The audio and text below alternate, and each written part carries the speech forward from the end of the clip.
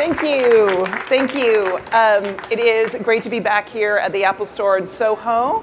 And I am thrilled to be talking with Daniel about his new book, Do the Kind Thing, and about this very interesting entrepreneurial journey that you have had. 2 decades of ups and downs.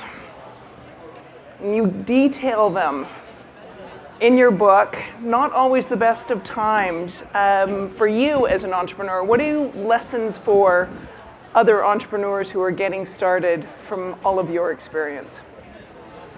I guess one of the lessons is don't give up too early, because when Kind launched was probably one of the toughest times in our history at Kind, right before Kind we had launched a company called Peaceworks, which for 10 or 11 years had really dreamt of trying to use business to bring Arabs and Israelis to do business together and to break stereotypes and connect with one another.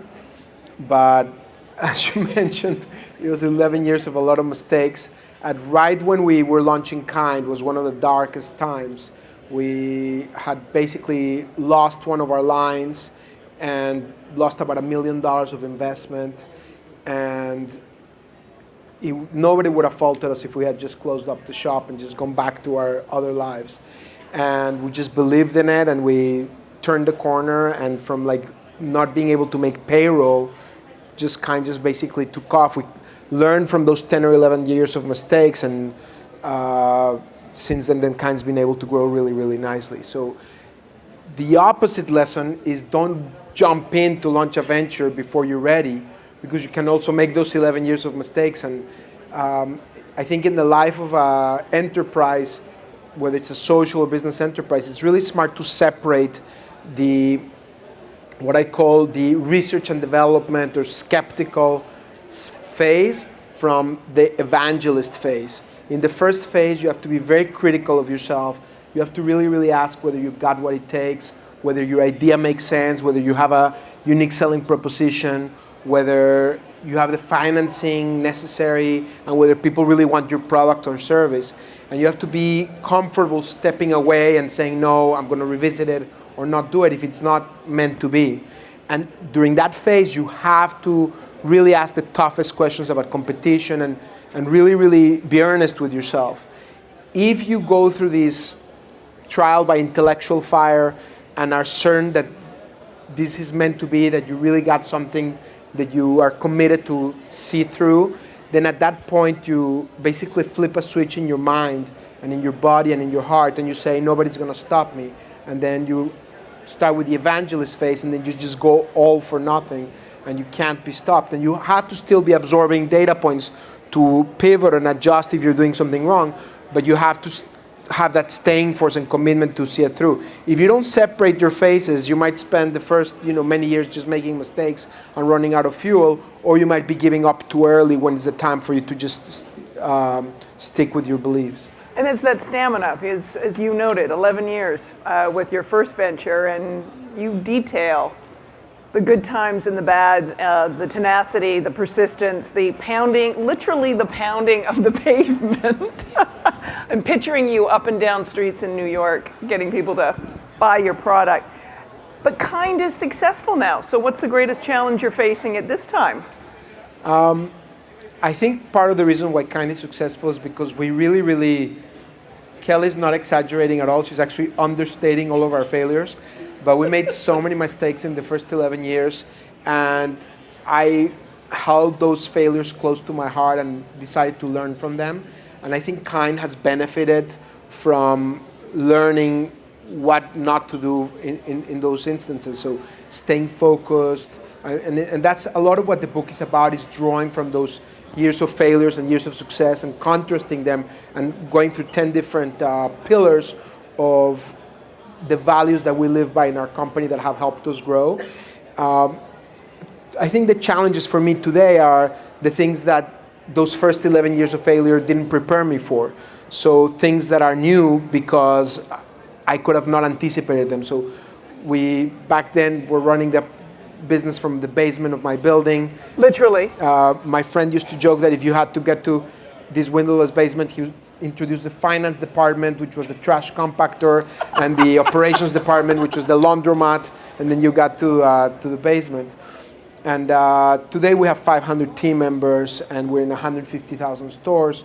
And the challenges that we face is maintaining our values and our culture while we grow, never losing sight of what brought us here, and of making sure that we maintain the brand promise, and making sure that all of our team members, who now are kind ambassadors in a very real sense, live by those values, and that as we grow, they continue to transmit those values. So I think that's the biggest opportunity for us, to really, really make sure that kind as a philosophy and as a movement lives inside all of our team members. And I want to talk to you later about culture, but one of the things I want you to talk about is the power of thinking with and, because that is something from day one for you has been core to Kind as a company and as a brand and as such an innovator in the healthy snack food area.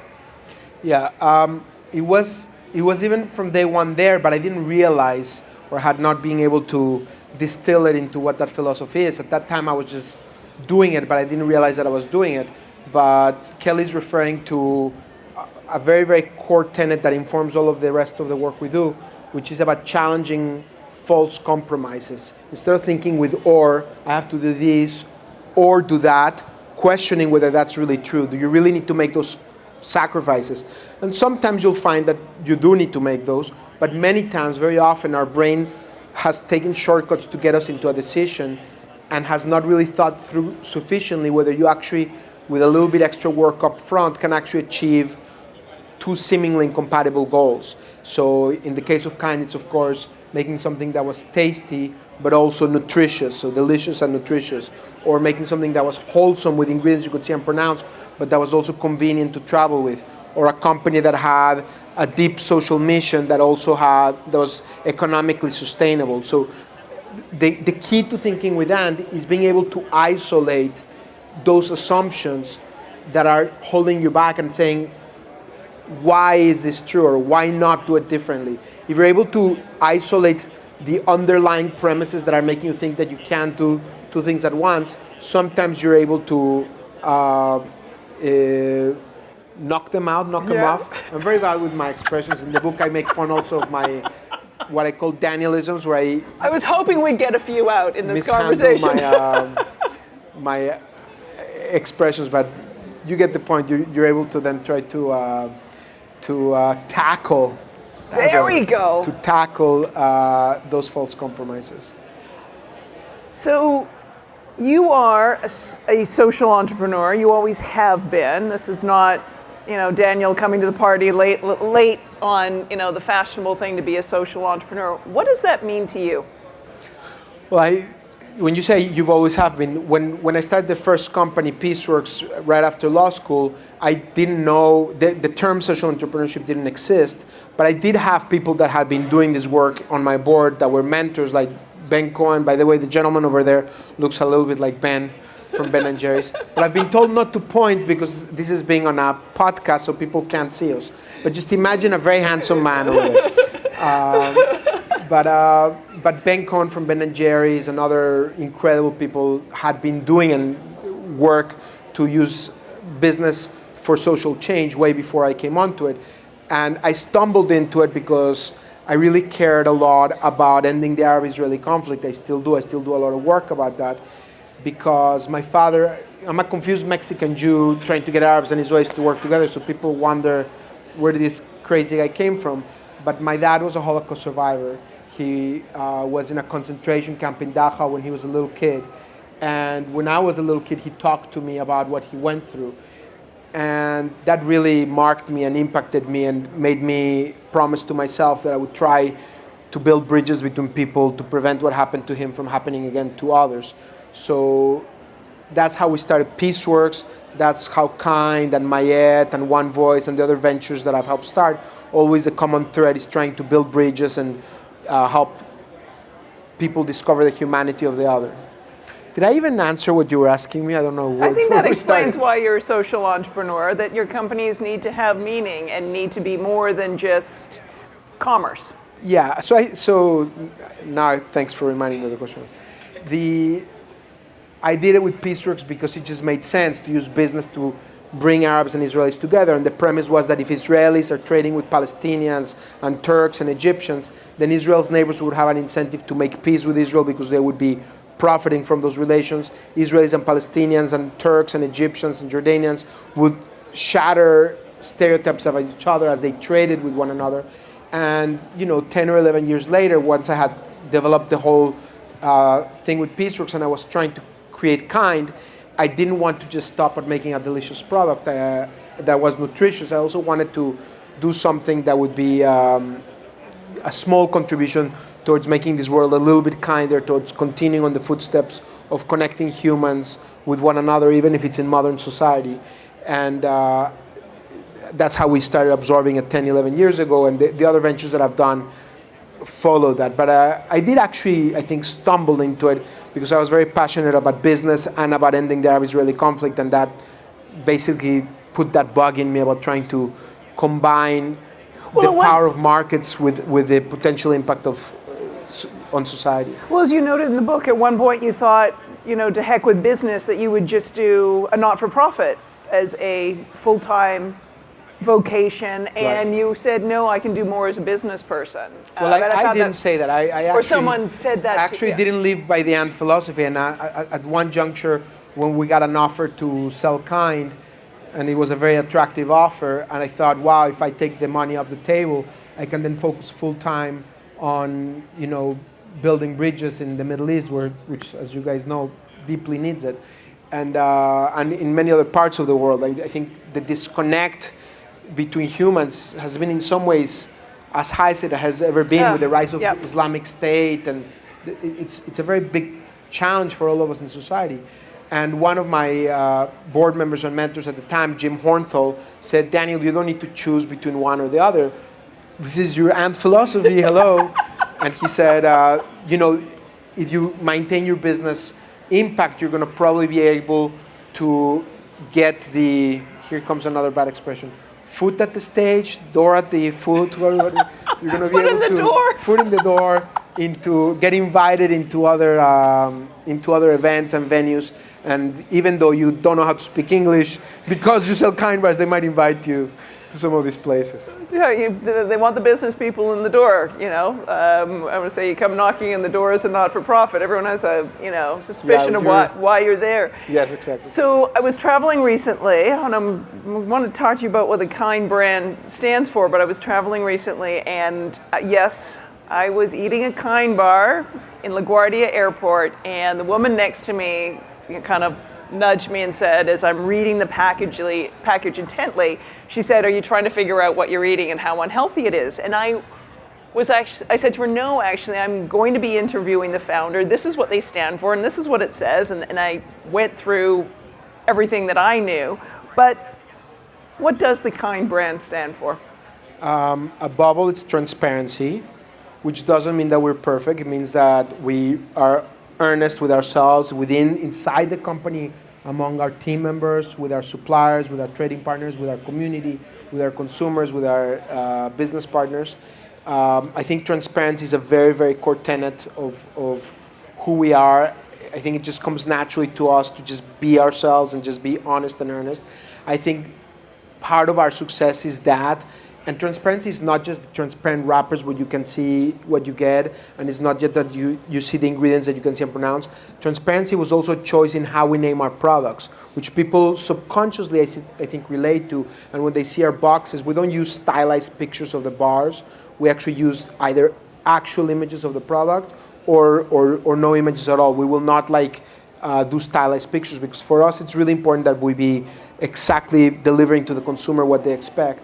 And in the names of our products, we have to hold back from our creativity and just be direct. So a product that has dark chocolate, cherries, and cashew is called very creatively dark chocolate cherry cashew instead of Black Forest cake or Supreme a la mode cushy cushy or something like that. And it's a hard challenge for marketers because we want to be creative.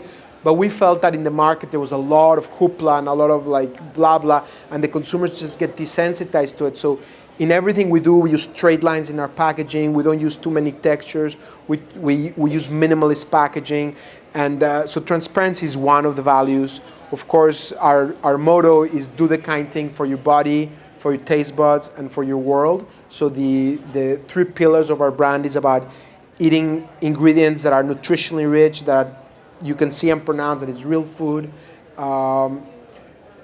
that's delicious, where you don't have to sacrifice, taste. A lot of people ask the other question. They're like, "Wow, I wouldn't eat that. That looks too healthy." And then you have to get them to try it and to see that actually you don't have to sacrifice taste to eat healthfully. And then the third pillar is to do the kind thing for your world, which is the work we try to do to inspire kindness, both with small acts of kindness where we have a lot of creative ways to try to surprise people with small acts of kindness, or to celebrate people that we find doing an act of kindness towards another, as well as with big kind acts where the community joins us in triggering big kind acts for those who need it most. Is there any of those that stand out? Every day, because if you take the 6th line, sometimes things get ugly there because it's very, very packed. You know what I mean? You're nodding. I've done that line for years. Yep. It's lately it scares me. I don't know if you guys watched what was it, the Batman movie where the Joker creates these social experiments and tests whether people will behave like human beings in tough conditions. On the 6th line, people would have failed miserably. Because they are just mean to each other. You didn't need a movie. You could just give someone a subway pass and they'd have that experiment. But it's scary because, we're going to face much bigger challenges as humanity in the coming years with, climate change, nuclear proliferation, resource scarcity. There's droughts in the United States, in California. There's been problems of food scarcity across the world. I think we're going to face major disruptions in the coming years that are scary for my children. And the only way we're going to be able to tackle them is if we recognize our shared humanity and work in this together. And so, look, after starting with such a big point, what I'm going to say sounds so senseless because I'm starting with just one little act of kindness. But I think that's how it starts. But, we have these cards called Kind Awesome cards. Has any of you guys ever gotten one?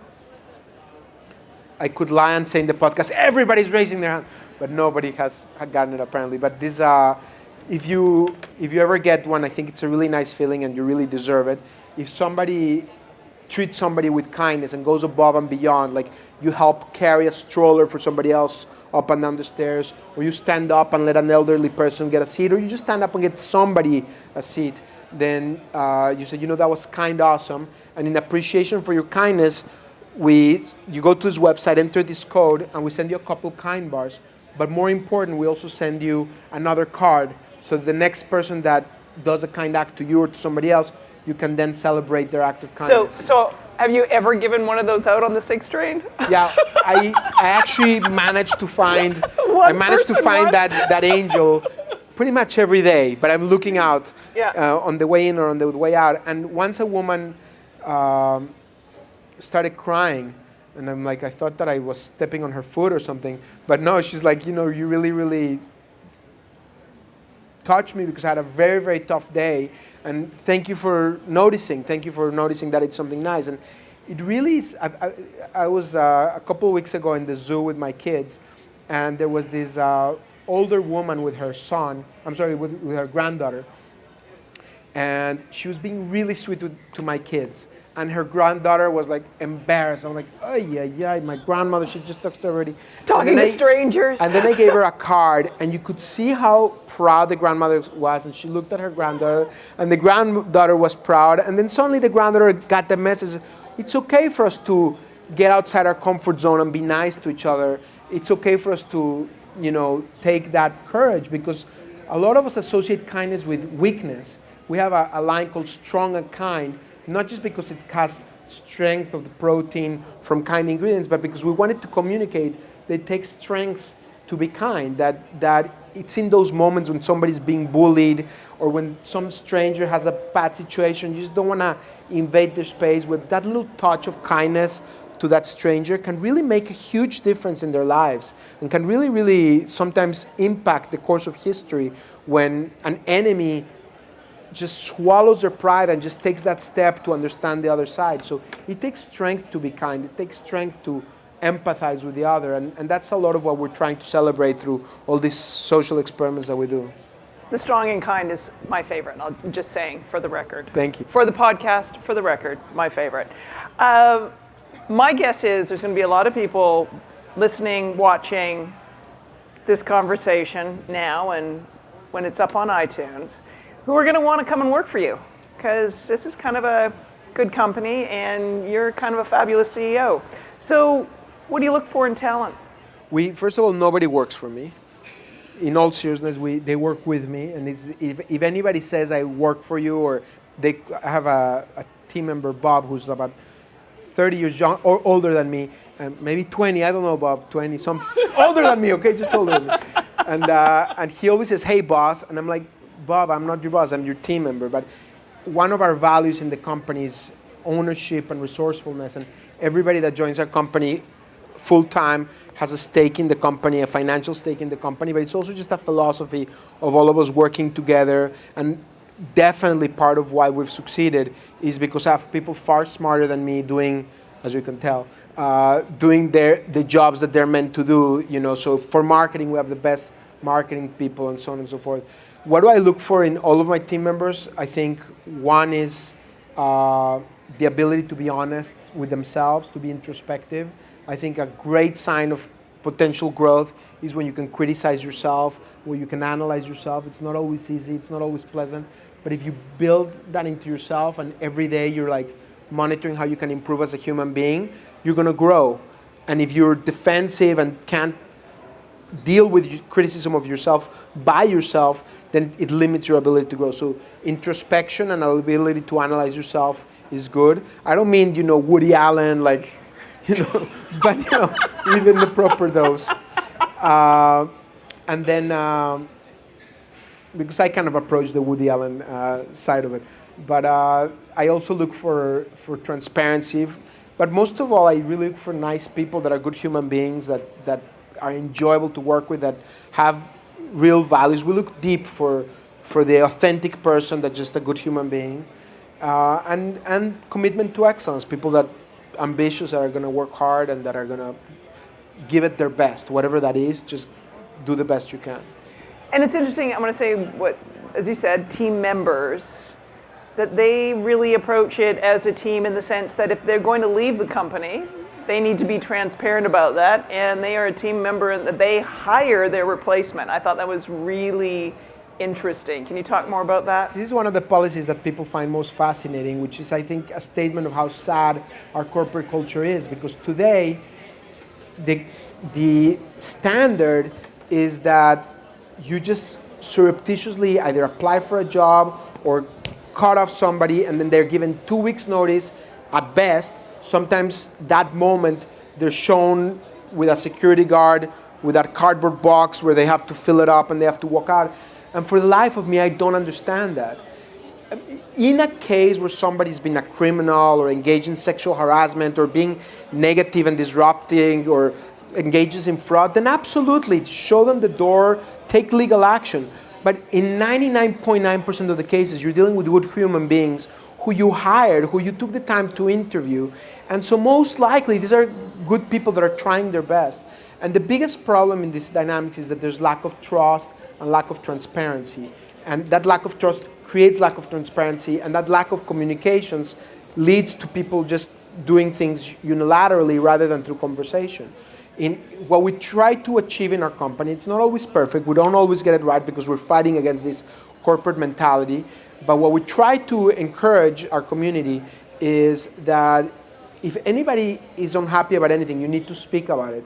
If you as a team member find the environment is not working for you, speak up. Then we have a chance to fix it and not lose you. We invested a lot into bring you in. We don't want to lose you. If you have someone that's reporting to you and they're not performing well, don't spare them the criticism. You're doing them a huge disservice. Talk to them and give them that feedback. I think most times if the team member and the person they report to communicate, they're going to solve almost all problems, almost all issues just through that. I've seen it so many times. if for any reason it's not meant to be because the skill sets are not matching the needs or something, then what we do at Kind is try to encourage the team member to find something else in the company. And if that still doesn't work and you've tried everything, then we initiate a transition. And then the team member has time to start looking for a job while doing their own job. Why do they need to leave abruptly? If they're doing their job with excellence, are doing their best, it's not like it's a crisis. Continue to doing your job while you look for a job. Count on the person you report to as your reference, where they'll speak very honestly about all your strengths because there are many. Otherwise, we would have not hired you in the first place. Find where your needs are and stuff. Find the right match. It's so much easier and more pleasant for you to help find your replacement, train that person because you have all the knowledge for the job. It might not be perfect, but you've developed all of this knowledge, pass the baton on with excellence, and then everybody's better off. Now, it doesn't work always, but with my direct reports, it's worked like that for many years. I haven't had one person that reports directly to me that I can recall that this didn't work that way. And with my closest reports, they have a 2-year notice, 2-year requirement. Of course, it's an honor code, it's not enforceable, but it's an honor code where they need to let me know. And in exchange for that, I need to ensure that I will deepen their professional growth till the last day they leave. Because a lot of times when you're going to leave, then the company starts saying, all right, don't throw that responsibility at them, pivot again. And so then people are not incentivized to just speak honestly.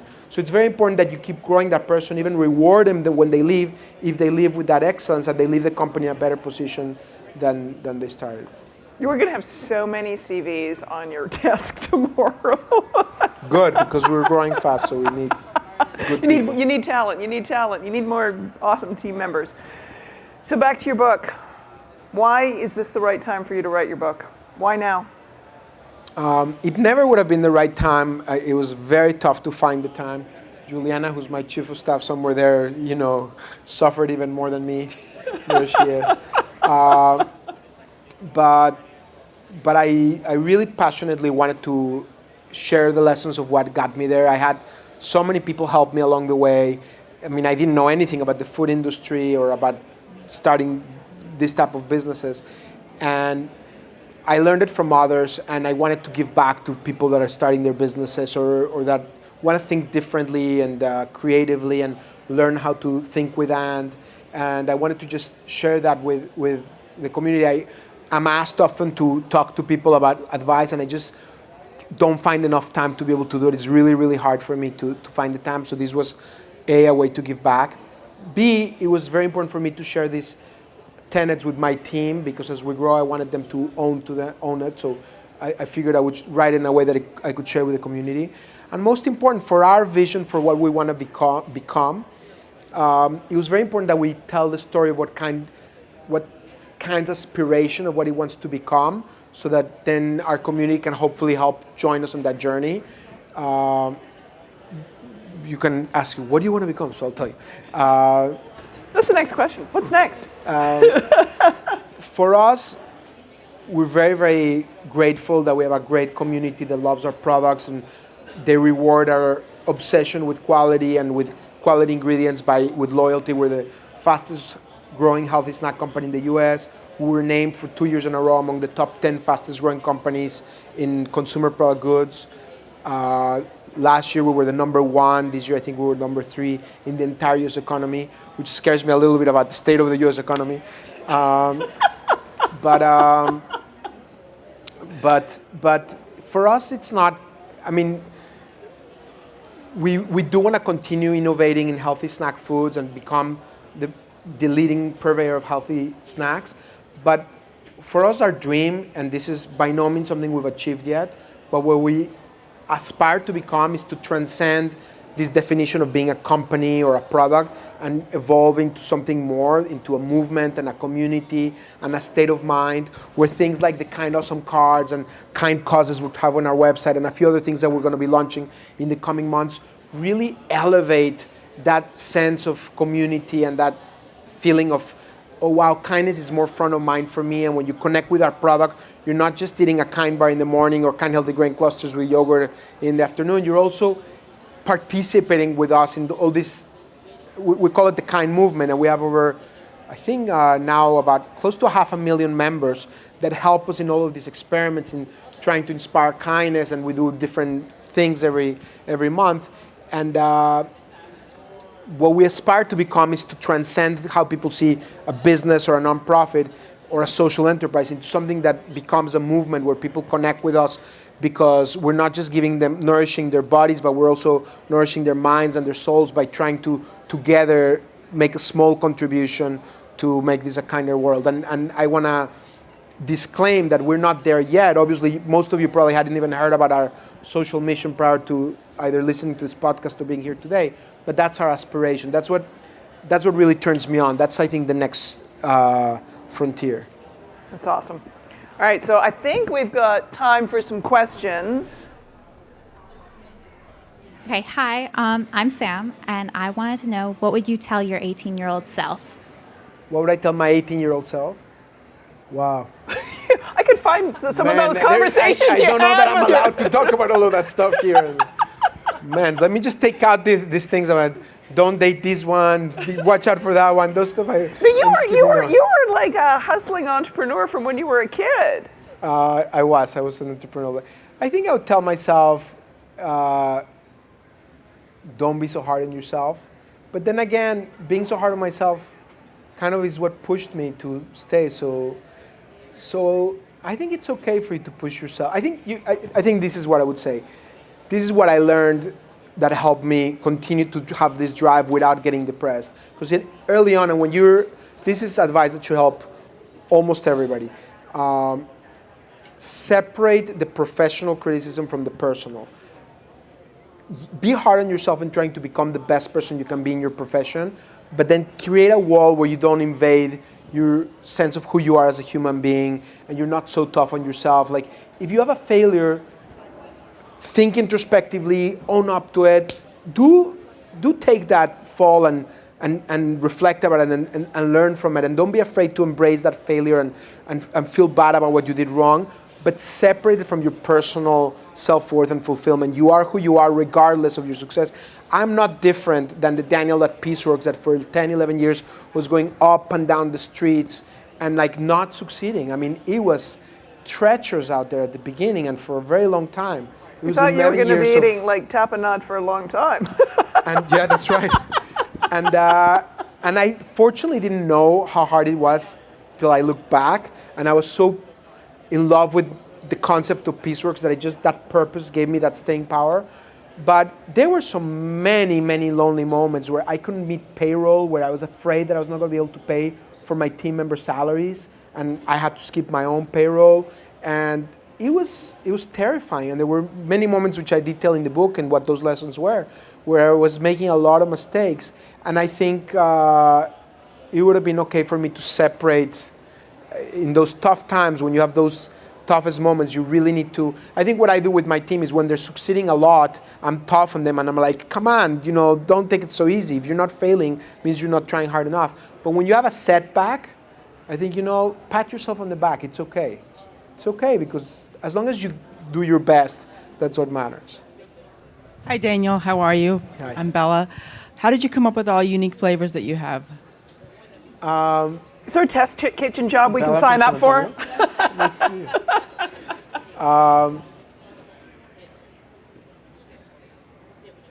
It's a team. Today is a slightly different process from the way it started. The way it started, I had one or two team members that I was working with, and we learned a lot from Australia, where fruit nut bars were already in existence, and so we adopted a lot of the concepts of ingredients you can see and pronounce from Australia, but then we adapted them to the United States and adopted things like cranberry almond and dark chocolate cherry cashew and things that we felt would work in the US. So the Australian influence was like an almond apricot. A lot of people used to ask us, why apricot? They're not so popular in the US, but our almond apricot product actually does really well. But in Australia, apricots are very, very popular. So we started there. But today, the way we do new product development, which is I think how you're asking, I am really fortunate to work with amazing people who are really creative. And what's most important is that I try to help all of us think from the gut and not from the spreadsheets. In the food industry, a lot of what you see is me too items, because what happens is there's data that you now can see what's selling well, and these companies, IRI and Nielsen, sell data of what you guys are consuming to other food companies. So the food companies say, oh, gluten-free, it's trending, let's do gluten-free. Oh, these flavors are trending. And it's such a mistake to follow, because then you're not yourself, you're just a follower, you're just a Me Too item, and the consumer doesn't connect with your brand, doesn't know what you're about. And why is a consumer gonna buy the 20th brand that's doing the same thing all over, the 20th coconut water or the 20th thing like that? So I think what's important is to understand your brand and keep your brand promise and listen to your gut. What would my brand want to do? You literally, it sounds weird, but I have a conversation with kind inside myself.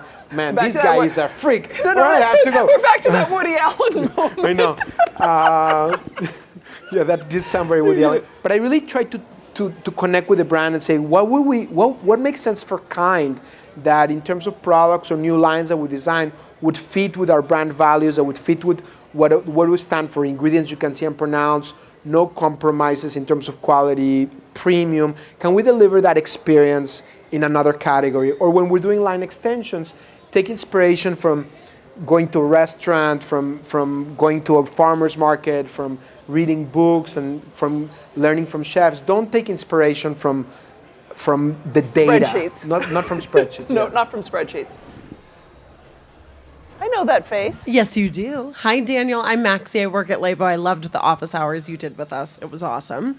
I know Miss Kelly Hoey is doing some fabulous writing herself. And, we hear often that a book is the new business card. So I'd love some advice from you of, what advice you have for anyone looking to write a book, if they feel like they have the story inside of them, how you did it, and some of the lessons that you learned. Wow.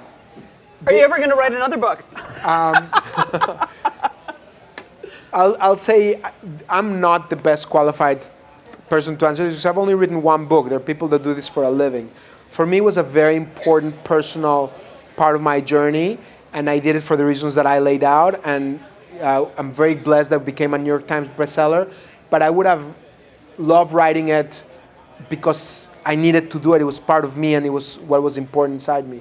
So I think you have to really, again, have a conversation with yourself, because it's a choice. It takes a lot of time to do it well. You really need to invest a lot. I was fortunate that I had Hannah Schoenberg help me write it. I wrote it, but the way we did it is she would interview me, transcribe all of the stories, write the first draft, and then I would own it and take a lot of time to make it in my voice. And she had all the perfect English. I messed it up on purpose. No, I'm joking. I write well because I went to law school, but I speak like a putz.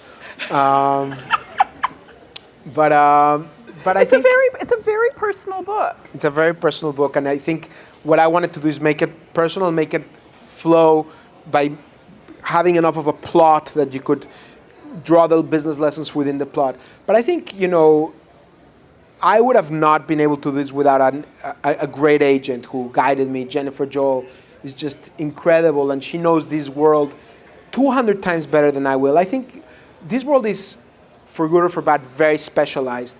And even if designing a beverage, forget about anything outside of the food world, I wouldn't try to design a beverage myself.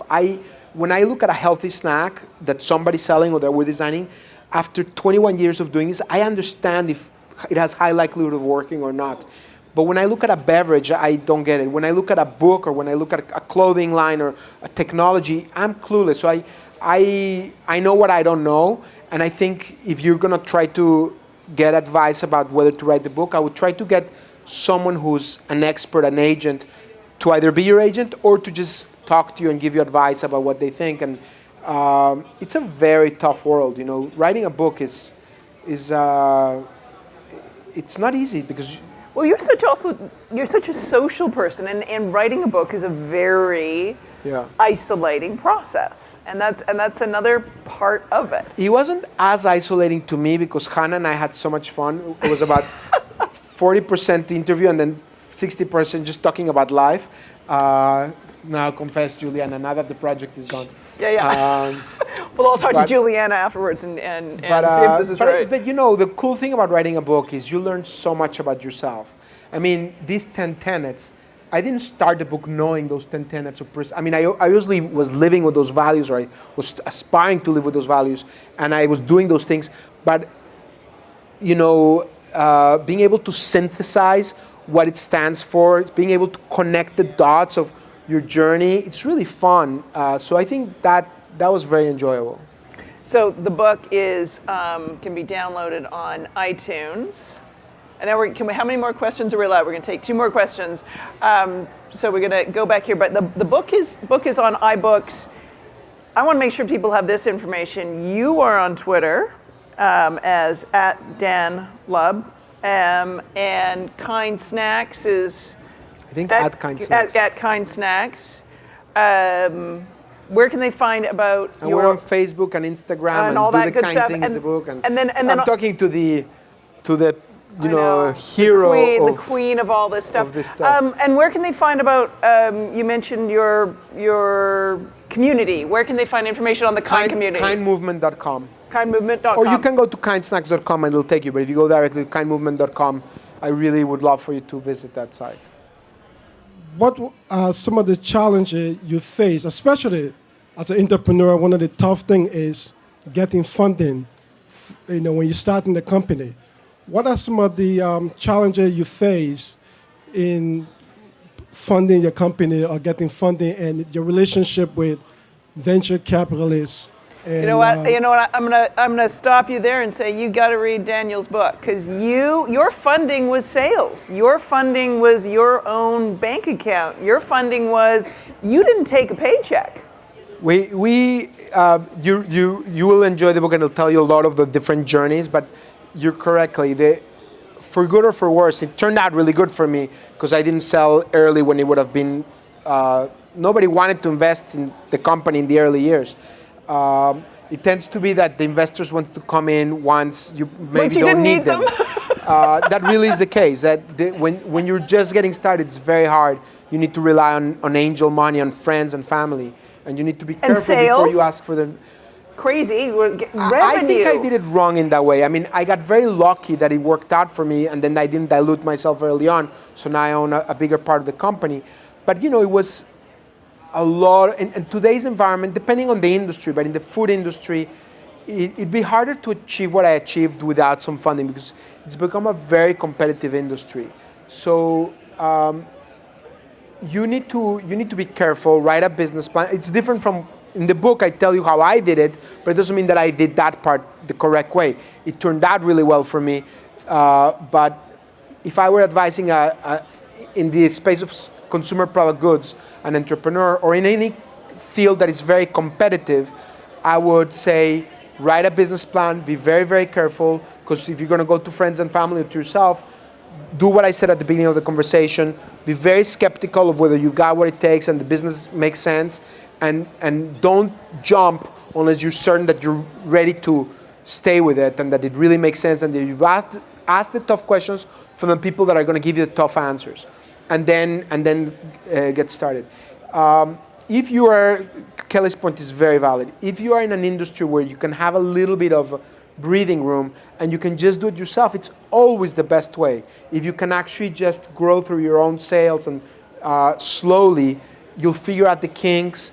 And then if you decide to sell a little bit later, you're going to get a much better valuation because you're going to have a proven business, and then people are going to be more excited to join you and will pay more. But I think you should read the book because it has a lot more details about that. And because you really put in there, and because I think part of it, and it's to your question, so I'll take my moderator hat off and put my investor hat on. First of all, you had a good product, right? And this is not just me because I'm interviewing. Kind is great product. So as an investor, you're like, that's a really good product and people want this. And the other is you have this persistent, tenacious entrepreneur who's ready to go the mile. That's who you want to get behind. Ideas are a dime a dozen. That's what you want to get behind. Once Kind had proven itself, then investors started calling us. But you're asking about the earlier years before that happens. And that's where the key question is. You need to have that stamina. So I think we got one more. We got one last question. Hello, Daniel. This is Lamia. I'm a food entrepreneur from Morocco. We're trying to introduce. Sharafna. Sorry?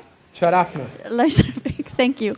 So my question is, all of a sudden we find kind bars everywhere, like even like people selling cigarettes and they sell kind bars next to it. Tell me where, I'm gonna stop that. No. So no, this is actually great because it means that you managed to get healthy food out there in mainstream channels. So how did that happen and how did you manage all the volume and the transition within the company? Yeah, a lot of people, especially people that had never tried a kind bar and suddenly they tried and then they start noticing it in a lot of places, they're like, wow, how did you achieve that magical overnight distribution? First of all, it wasn't overnight, it was 21 years of You're that work. overnight success, 21 years. Kind's been in existence since 2004, so 11 years, and then counting Peaceworks 21. But also, I have an awesome sales team who's just best in class. But the sales team and the distribution can only be as good as your product. The reason why Kind achieve what you described is because the marketplace is very efficient and the stores have limited space and they see that a Kind bar sells faster in that space than other things, so then they add more Kind bars. And over the course of those 10, 11 years, they start adding more and more Kind bars because we have in the nutritional bar category, there's 2,000 items from all these different companies, big and small. And the number one best-selling item that turns the fastest is Kind. And the number 2 is Kind. And 5 of the top 10 are Kind. And I think 12 of the top 20 or 15 of the top 20 are, I mean, it's just that we have the fastest turning products. And so the stores end up giving us more shelf space and then they talk to their friends and it just happens. The marketplace is efficient. Now, of course, you need to have a best-in-class team that knows how to do it. And fortunately, I had people much smarter than me teaching me how to do that. But the product is king. If the product has a good quality and meets the value proposition, then eventually it will find its way. And what I mean by product is king and meeting the brand promise is the most important lesson that I learned from my failures at Peaceworks, and I talk a lot about this in the book, we didn't get to it today, is to know who you are and stick to it. And a brand is a promise, and a great brand is a promise well kept. That's not mine, that's something that I learned, but that really stuck with me. And a promise well kept means that when you're looking for a Kind bar, you're looking for something that will taste good, that will be nutritionally rich ingredients, that you know what it is, and then you put it in your mouth, and we meet your brand promise. And it's so easy to lose that way. It's so easy. It happened to me at Peaceworks, where I started getting greedy and started doing a lot of things, and I didn't get a chance to talk about that story, but Oh, it's in here. But it's a funny story. But at Kind, every day we are tempted because of all those trends on the data and all those temptations to go, and you have to just stop yourself and say, we're going to stick to our principles and be who we are. Maybe there's other value propositions. Not everybody likes a product whose ingredients you can see and pronounce. Some people have performance bars that they just have, you know, a lot of packed protein from derived ingredients and stuff. And for me, that doesn't work, but there's a marketplace for it. But that's fine, as long as they know who they are and they provide that to the person that is, that works out and likes that muscle building thing and doesn't care about ingredients you can see and pronounce or taste, they care about performance, then it's a performance bar. And the bars that do well is they understand who they are and they stick to it, whatever that may be, because there's a lot of different tastes and there's opportunities for people to do different things. Figure out your brand and stick to it. I want to thank you so much. Get onto iBooks, download it. Lots of good life lessons, brand lessons, entrepreneurship lessons. Your part about the gut and the question from the back row, if you really want to know if you're an entrepreneur, read Daniel's story and that'll test your gut. Thank you, Pablo and the team here at Apple. Thanks to so everybody. appreciated being back. Thanks for Thank coming. You.